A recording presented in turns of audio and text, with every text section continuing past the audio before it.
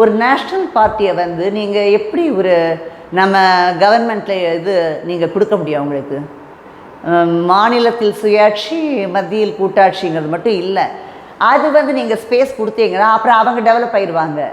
அதை வந்து நீங்கள் ரொம்ப கேர்ஃபுல்லாக இருக்கணும்.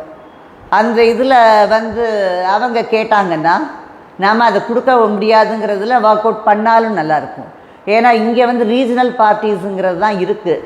கேரளாவில் கூட நேஷ்னல் பார்ட்டி இருக்குது, கர்நாடகாலேயும் நேஷ்னல் பார்ட்டி இருக்குது, ஆந்திராவில் கூட நேஷ்னல் பார்ட்டியும் இருந்திருக்கு. பட் தமிழ்நாட்டில் முன்னாடி இருந்தது, இப்போ இல்லை. ஒரு 50 இயர்ஸ்க்கு மேலவே இல்லாமல் இருக்குது.